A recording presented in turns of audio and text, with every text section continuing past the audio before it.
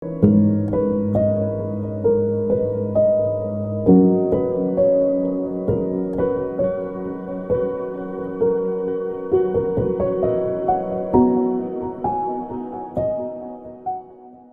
நாளிலையும் இந்த சிலுவை தியான நாட்களில் நம்ம தியானிக்க இருக்கிற ஒரே காரியம், தொடர்ந்து நம்ம ஏற்கனவே பார்த்த வசனத்தின்படி அவருடைய தழும்புகளினாலே குணமாகிறோம் இல்லை.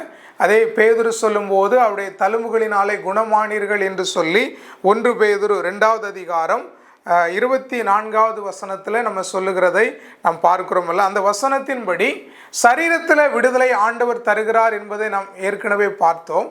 இந்த நாளிலையும் ஆண்டவர் நம்முடைய ஆவியில் ஒரு விடுதலை தருகிற தேவனாக இருக்கிறார். நம்ம அறிந்திருக்கிறபடி நம்முடைய சரீரத்தில் 3 பகுதி இருக்கிறது. ஒருவேளை அறியாதவர்கள் அறிந்து கொள்ளுங்கள், இல்லது ஆவி, ஆத்துமா, சரீரம் என்கிற 3 பகுதி இருக்கிறது.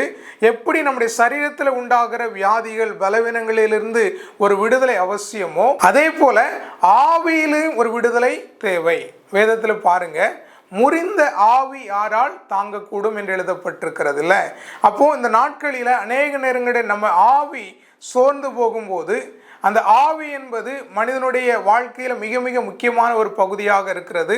அதுதான் தேவனோடு கூட நம்ம இணைக்கிற ஒரு காரியமாக இருக்கிறது. அதனால நம்ம வேதத்தில் பார்க்கிறோம், மனுஷனுடைய ஆவி கர்த்தர் தந்த தீபமாக இருக்கிறது, அதில் உள்ளத்தில் உள்ளவைகளை எல்லாம் ஆராய்ந்து பார்க்கும். பாருங்க, கர்த்தருடைய ஆவி, நான் மனுஷனுக்கு ஆண்டவர் தந்த ஆவி என்பது எங்கே இருக்கிறது என்றால் நம்முடைய உள்ளத்தில் இருக்கிறது. அது உள்ளத்தில் உள்ளவைகளை எல்லாம் ஆராய்ந்து பார்க்கும் என்று எழுதப்பட்டிருக்கிறது.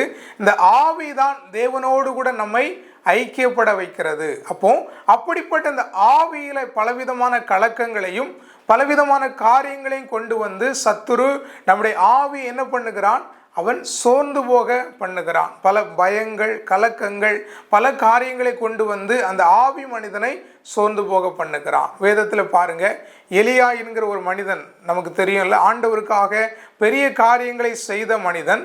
ஆனால் பாருங்க, ஒரு மனுஷனுடைய பயமுறுத்ததினால் அவர் என்ன பண்ணுகிறார், சோர்ந்து போய் போதும் கர்த்தாவே என்னை எடுத்துக்கொள்ளும் என்று சொல்லுகிறார். இன்னைக்கும் இதை கேட்டுக்கொண்டிருக்கிற உங்களுடைய வாழ்க்கையில் தேவனோடு கூட நம்ம இணைக்கிற அந்த ஆவியில் ஏதோ ஒரு கலக்கத்தோடு கூட இருக்கலாம். உங்கள் வாழ்க்கையில் உண்டான சூழ்நிலைகள், அல்லது வியாதி நிமித்தம் உண்டான காரியங்கள், இல்லைன்னா மனிதர்களுடைய வார்த்தையினால் உண்ட காரியங்கள் உங்கள் ஆவியை பாதித்து அந்த ஆவி மனிதன் முறிந்த மனிதனாக இருக்கலாம்.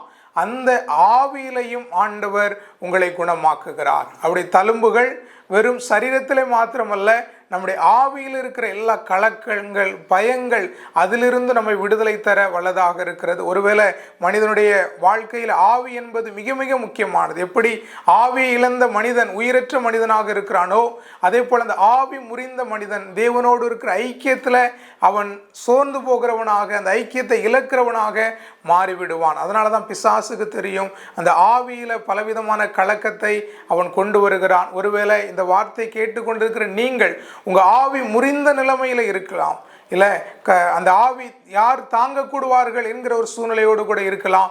ஒருவேளை அவர் சிலுவையில் நமக்காக பட்ட பாடுகளினால உங்கள் ஆவியில் இருக்கிற காரியங்களிலிருந்து அவர் குணமாக்க அவர் போதுமானவராக இருக்கிறார். அதனால தான் ஆண்டவர் பேதுரை பார்த்து சொன்னார், இல்லை சாத்தான் உன்னை சுலவுல புடைக்கிறது போல புடைக்க அவன் கேட்டுக்கொண்டான், நானும் உத்தரவு கொடுத்துட்டேன், நான் உனக்காக ஜெபம் பண்ணுகிறேன், நீ ஸ்திரப்பட்டு, அதாவது நீ குணப்பட்டு உன்னுடைய சகோதரரை ஸ்திரப்படுத்து என்று ஆண்டவராக இருக்கிற இயேசு கிறிஸ்து சொல்லுகிறதை பார்க்கிறோம். அப்போ பாருங்க, அவருடைய வாழ்க்கையில் வருகிற சூழ்நிலைகளில், சாத்தானால் வருகிற சூழ்நிலைகளில் ஆவியில் அவன் என்னப்பட வேண்டும், குணப்பட்டு அவன் தன்னுடைய சகோதரர்களை ஸ்திரப்படுத்த வேண்டியது அவசியமாக இருக்கிறது. ஆகவே ஆவி மனித நிலையும் ஒரு குணம் அவசியம். உங்கள் வாழ்க்கையில் அந்த ஆவியில் நீங்கள் முறிந்த நிலைமையில் இருப்பீர்கள் என்று சொன்னால் அவர் இந்த நாளில் உங்களை குணமாக்க விரும்புகிறார். ஒருவேளை எந்த காரியத்தை நிமித்தம் உங்கள் ஆவி சோர்ந்து போயிருந்தாலும், ஆண்டவரே உங்களுடைய தழும்புகளினால் எனக்கு இந்த ஆவியில் ஒரு விடுதலை தாங்கன்னு சொல்லி கேளுங்க.